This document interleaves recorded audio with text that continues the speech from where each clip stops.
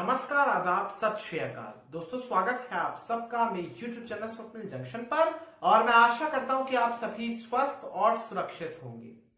दोस्तों, हम भारतीयों के बारे में एक बात बहुत ही ज्यादा प्रचलित है, बहुत ही ज्यादा प्रसिद्ध है कि हम भारतीय दरअसल याददाश्त रखने में बहुत ज्यादा कमजोर होते हैं। हम ये भूल जाते हैं कि दरअसल कितना बड़ा नुकसान कभी किसी जमाने में हुआ होता है। भले ही वो कुछ दिन पहले की बात क्यों ना हो, लेकिन अक्सर हमारे यहाँ ये इस बातों को, इन तमाम बातों को ही अपनी स्मृतियों से भूल जाने की और मॉडर्न भाषा में कहें तो फिर डिलीट करने की एक बड़ी गंदी आदत है। आप समझ ही गए होंगे दोस्तों कि मैं बात किस विषय में कर रहा हूं। मैं बात कर रहा हूं कोरोना के विषय में। लेकिन उससे पहले आपको एक बात मैं कहना चाहूंगा कि यहां पर मैं आपको डरा नहीं रहा हूं। मेरी कोई ऐसी मंशा नहीं है कि मैं किसी भी प्रकार का कोई भय फैलाऊं। लेकिन जिस प्रकार से जब आप यात्रा करते हैं सड़क मार्ग के द्वारा, तो आप देखते होंगे कि रोड के किनारे बोर्ड लगे होते हैं, बहुत सारे बोर्ड्स लगे होते हैं और उन बोर्डों पर यह अक्सर लिखा होता है कि दरअसल सावधानी से चलें, आगे दुर्घटना संभावित क्षेत्र है। उसका मतलब यह नहीं होता है कि दरअसल आगे आने वाले मोड़ पर या अगर कहीं पर तीव्र मोड़ आ रहा है तो दुर्घटना हो ही जाएगी। उसका केवल इतना अर्थ होता है कि आप सावधान हो जाइए, इसलिए गति धीमी कर लीजिए। तो आज की इस वीडियो में मैं सिर्फ सावधान करने आया हूं, क्योंकि कहीं ना कहीं हमारे यहां मैक्सिमम लोगों ने अभी कोरोना वायरस और उससे फैली हुई त्रासदी को, जो कभी अतीत के पन्नों में दर्ज है इस समय भी, वो त्रासदी को कहीं ना कहीं लोगों ने अपनी स्मृतियों से, अपनी यादों से भुला दिया है। दोस्तों, मैं आपके साथ सबसे पहले अपना एक निजी अनुभव साझा करना चाहूंगा, क्योंकि अब मैंने वैक्सीन की दोनों डोजेस ले ली है। यानी अब मैं अपने आप को गर्व से ये कह सकता हूं कि मैं फुल्ली वैक्सीनेटेड हूं। मेरा टीकाकरण संपन्न हो चुका है। बहुत ज्यादा जरूरी है दोस्तों कि आप सभी, जितने भी लोग पात्र हैं, जितने भी लोगों की आयु 18 वर्ष से अधिक है, वो सभी अपने नजदीकी स्वास्थ्य केंद्रों पर जाएं, सरकारी हो या फिर निजी हो। जहां भी आपको सहूलियत, आपकी जो भी आपके एक प्रकार से क्षमता है, उसके हिसाब से आप जाइए और आप प्लीज कृपया करके अपने आप को एक प्रकार से वैक्सीनेट कराइए।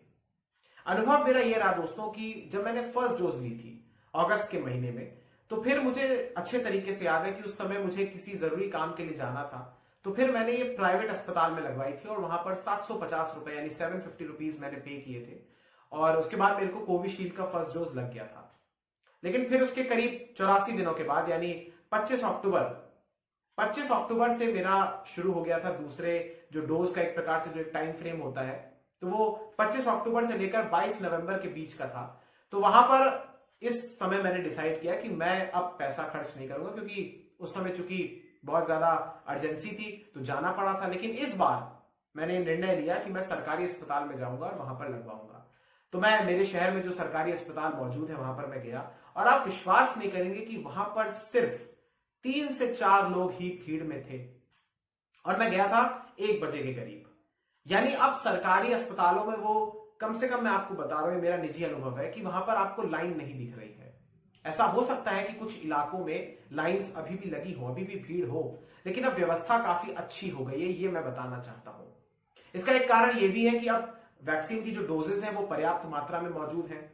इसके अलावा एक कारण यह भी है कि अब देश के जो करीब 78% के करीब जो एक प्रकार से लोग हैं वो वैक्सीनेट हो चुके हैं, कम से कम फर्स्ट डोज के साथ, और करीब 32 से 33% के लोग जो हैं वो फुल्ली वैक्सीनेट हो चुके हैं। यानी दर्शाता है कि एक प्रकार से ये कितनी अच्छी और एक प्रकार से एक सुखद स्थिति है इस देश के भीतर। 100 करोड़ डोजेस का जो आंकड़ा है वो अभी हमने हाल ही में पार किया है। 104 करोड़ से ज्यादा टीके लग चुके हैं इस देश में। यहां पर ये सारी चीजें पॉजिटिव हैं, बहुत जरूरी है। इसके अलावा जो सीरो सर्वेज हो रहे हैं उसमें भी काफी ज्यादा सुखद समाचार देखने को मिल रहे हैं। लेकिन कहीं ना कहीं चूंकि त्योहारी सीजन नजदीक आ रहा है, ऐसे में हम सबको सावधान होने की आवश्यकता है, क्योंकि कहीं ना कहीं अभी भी भले ही जो एक्सपर्ट्स पहले कहते थे, जो विशेषज्ञ पहले कहते थे कि सितंबर से लेकर अक्टूबर के बीच हो सकता है कि तीसरी वेव आ जाए, फिलहाल वो नहीं आ रही है, क्योंकि दैनिक आंकड़े हो या फिर साप्ताहिक आंकड़े हो, उनमें लगातार गिरावटें दर्ज की जा रही हैं। लेकिन अगर गिरावटें दर्ज की जा रही हैं तो इसका अर्थ ये नहीं है कि हम सभी बेपरवाह हो जाएं, क्योंकि अभी आप देख रहे हैं कि चीजें पटरी पर आ रही हैं। स्कूल कॉलेजेस खुल रहे हैं, दफ्तर खुल रहे हैं फुली क्षमता के साथ, ट्रांसपोर्ट की फैसिलिटीज खुल रही हैं, सिनेमा थिएटर्स खुल रहे हैं, अम्यूजमेंट पार्क्स खुल रहे हैं, तमाम चीजें जितनी भी टूरिस्ट जितने भी डेस्टिनेशंस होती हैं वो तमाम चीजें खुल रही हैं, फॉरेन के ट्रिप्स भी लग रहे हैं, सब कुछ हो रहा है, बाहर से भी देश में लोग आ रहे हैं, देश से भी बाहर विदेश में लोग जा रहे हैं। तो अब तमाम चीजें कमोबेश अब खुलने लग गई हैं और कहीं कहीं पर तो खुल भी चुकी हैं। लेकिन एक चीज मैं आपको और भी ज्यादा आपको इत्तला कराना चाहूंगा इस खबर के साथ कि यूरोप में संक्रमण बढ़ रहा है। चीन में भी संक्रमण बढ़ने के बाद वहां के कुछ इलाकों में, कुछ राज्यों में लॉकडाउन लगाया गया है। यही स्थिति कमोबेश यूरोप की भी है कि वहां पर नाइट कर्फ्यू से लेकर पाबंदियां तक लगाई गई है। इसलिए अगर ऐसी स्थिति हमारे देश में ना हो, इसलिए बहुत जरूरी है कि देश के किसी भी राज्य का कोई भी नागरिक हो, किसी भी केंद्र शासित प्रदेश का कोई भी नागरिक हो, भारतीय कोई भी नागरिक हो, उसे एक प्रकार से सावधानी को बरत कर रखना है। मैं आपको फिर से वो चीजें बताना चाहूंगा क्योंकि हो सकता है कि ये बोरिंग लगे, लेकिन ये बात याद करवाना बेहद जरूरी है, बहुत आवश्यक है। कहीं पर भी आप अगर बाहर जा रहे हैं तो कृपया करके मास्क जरूर लगा कर रखें। एक जो सबसे बड़ी फाइंडिंग और सबसे बड़ी ऑब्जर्वेशन जो हम लोग देख रहे हैं वो ये है कि लोगों ने मास्क लगाना छोड़ दिया है। शायद उनके मन में ये भ्रम है कि अगर उनको डोज लग गई है वैक्सीन की तो फिर उनको कोरोना कुछ नहीं कर सकता है, तो ये गलत है। ये बहुत बड़ी गलत फहमी है, क्योंकि ये एक ऐसी चीज है कि आप दावत दे रहे हैं शत्रु को कि आओ तुम मुझ पर आक्रमण करो। इसलिए चाहे आपने फर्स्ट डोज लगाया हो या आपने दोनों डोजेस लगा लिए हो, या फिर अगर आपने किन्हीं कारणों की वजह से आपने एक भी डोज नहीं लगाया है, तो भी परम आवश्यक है कि आप मास्क कम से कम आप लगा कर रखिए, बहुत जरूरी है। दूसरी बात, आपको फिजिकल डिस्टेंसिंग का पालन करना है। पिछले बरस जब कोरोना का आगमन हुआ था उसके बाद से कुछ महीने तक लोगों ने बड़ी सीरियसली, बड़ी गंभीरता के साथ इन तमाम उपायों को अपने जीवन में लेकर आए। कोविड एप्रोप्रिएट बिहेवियर की बात होती रही, बहुत सारी चीजों की बात होती रही, लेकिन लोगों ने उतनी ही तीव्रता के साथ जैसी वैक्सीन की घोषणा हुई, या पिछले वर्ष ही अगर आप देखें कि जब लॉकडाउन हटा और अनलॉक होने की प्रक्रिया शुरू हुई तो धीरे धीरे लोगों ने अपने चेहरे से मास्क हटाना छोड़ दिया। पाबंदियां हटी तो लोगों को लगा कि शायद कोरोना जा चुका है। लेकिन बहुत जरूरी है क्योंकि हमारे देश में अभी भी कुछ ऐसे राज्य हैं जहां पर मामले बढ़ रहे हैं। पश्चिम बंगाल एक बड़ा उदाहरण है, और वहां पर तो पुलिस उतर कर, जो ट्रैफिक पुलिस है वो वहां पर, कोलकाता के मैं एक विजुअल देख रहा था कि वो लोगों को मास्क बांट रहे हैं। ऐसी तस्वीरें देश के अलग अलग हिस्सों से समय समय पर आती रहती हैं। इसलिए बेहतर होगा कि आप लोग कृपया करके ये बहुत सावधानी के साथ, बहुत ज्यादा ये कठिन समय है, अगर हम लोग अभी 100 करोड़ का हमने आंकड़ा पार किया है, जब ये आंकड़ा 200 करोड़ के करीब हो जाएगा, यानी ऑलमोस्ट आप मान के चलिए 180-190 करोड़ के आसपास हो जाएगा, तो हम ये कह सकते हैं कि हमारे देश में अब फुल्ली प्रोटेक्शन है, हम हर्ड इम्यूनिटी की तरफ बढ़ रहे हैं। बहुत जरूरी है ये चीजें, लेकिन हम तब चीजों को कह सकते हैं। लेकिन अभी फिलहाल के लिए आपको फिजिकल डिस्टेंसिंग का पालन करना है, 2 गज की दूरी का पालन करना है, नियमित जो एक प्रकार से 6 फीट की जो दूरी होती है उसको आपको पालन करना है, 2 लोगों के बीच का जो गैप होता है। तीसरा ये कि भीड़ भाड़ वाले इलाकों में मत जाइए, या वेट कर लीजिए थोड़ा सा तब जाइए। ये बहुत ऐसी बातें हैं जो कि अनुशासन में आपको रखेंगी। हालांकि ये चीजें करना जरूरत है, लेकिन मजबूरी में कभी कभी ये चीजें पालन नहीं हो पाती, मैं समझता हूं। कहना आसान होता है, करना मुश्किल होता है, लेकिन ये हम सब पर है कि हम किस प्रकार से वो परिस्थितियां ही मेंटेन करके रखें, और जितना अधिक हो सके हम अनुशासन के साथ नियमों का पालन करें। तीसरी बात यह है कि यह भी एक प्रकार से मजबूरी होती है।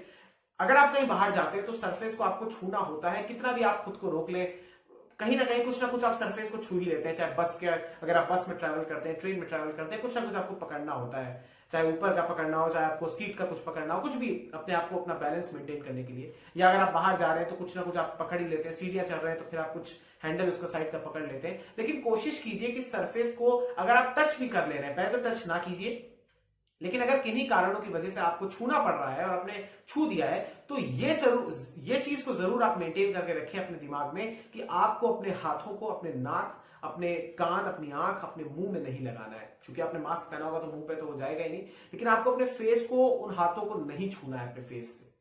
ये बहुत जरूरी है क्योंकि कीटाणु जा सकते हैं, वायरस नहीं तो अन्य कीटाणु भी जा सकते हैं। चौथी बात यह है कि आपको सैनिटाइजर अपने साथ रखना है। अब तो बच्चों को भी पता है ये बात। तो बहुत सारे लोग अभी ऐसे हैं जो भी हाथ धोने को एक प्रकार से उतनी वरीयता नहीं दे रहे हैं, उतनी महत्वता नहीं दे रहे हैं। इसलिए हैंड सैनिटाइजर आपको जरूर रखना है, हैंड वॉशिंग जरूर करनी है। पान, गुटखा, बीड़ी, सिगरेट, शराब, ये तमाम चीजों का सेवन मत कीजिए, ये आपकी इम्यूनिटी को डाउन करते हैं। हर जगह हम लोग हर समय जब भी, अगर हम, आप सबने फिल्म तो देखी होगी, कोई ना कोई फिल्म, कोई ना कोई वेब सीरीज, हर जगह कोई हर सब कोई देखता है, सभी ने देखी है। उसमें हजारों बार ये बातें लिखकर आती है कि धूम्रपान सेहत के लिए हानिकारक है या शराब पीना सेहत के लिए हानिकारक है। तो ये चीजें हैं इसीलिए, लेकिन फिर भी इस देश के भीतर बहुत बड़ी मात्रा में, बहुत बड़ी संख्या में लोग इसका सेवन करते हैं। तो आप कृपया करके अपनी इम्यूनिटी को, अपनी प्रतिरोधक क्षमता को बनाने के लिए, बनाए रखने के लिए आप इन तमाम चीजों का सेवन ना कीजिए।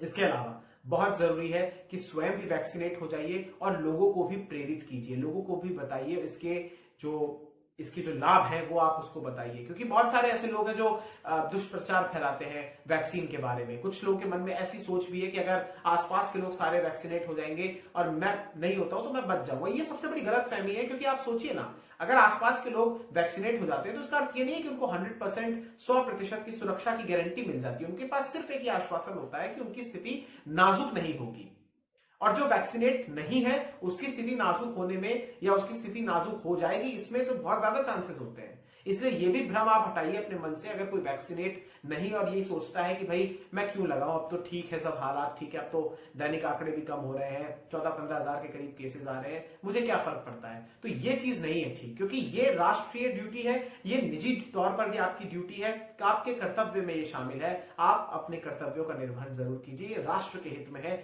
आपके हित में है, परिवार के हित में है, आपके करीबियों के हित में है।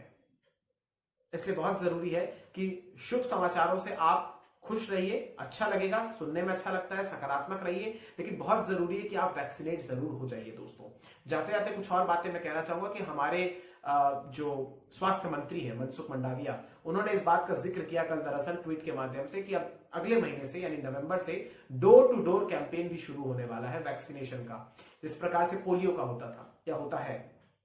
तो वैक्सीनेट जरूर हो जाइए, बहुत जरूरी है। अभी कुछ ऐसे करोड़ों में ऐसे लोग भी हैं, 10 करोड़ के करीब मैं कहीं पर पढ़ रहा था, कि उन लोगों ने दूसरी डोज नहीं लगाई है।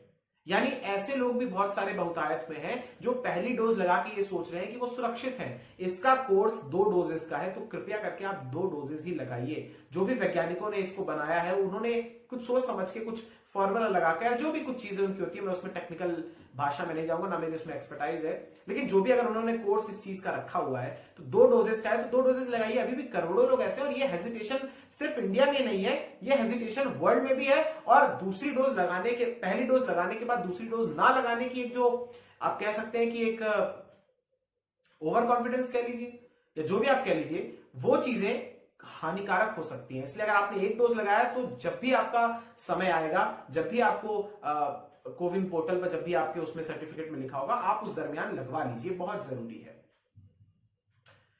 तो इसी के साथ दोस्तों अब मैं इस वीडियो का अंत करना चाहूंगा। बहुत बहुत शुक्रिया, बहुत बहुत धन्यवाद। बच्चों को लेकर, हाँ, एक बात मैं जाते जाते कहूंगा कि बच्चों को लेकर जो वैक्सीन है, चाहे कोवैक्सीन को लेकर बात हो रही है या फिर जाइडस कैडिला की जो एक वैक्सीन है, जाइकोव करके कोई है, एग्जैक्टली मेरे को नाम भी याद नहीं आ रहा, तो उनको इमरजेंसी अप्रूवल तो मिल ही चुका है डीसीजीआई की तरफ से, लेकिन अभी भी इंतजार है कुछ चीजों का। सब्जेक्ट एक्सपर्ट कमेटी की तरफ से मिला है फिलहाल तो, लेकिन डीसीजीआई के अप्रूवल का इंतजार है। तो उम्मीद यही है कि अगले महीने से 12 वर्ष से ऊपर वाले और 12 से 18 वर्ष के जो बीच के बच्चे होते हैं उनका वैक्सीनेशन भी शुरू हो सकता है।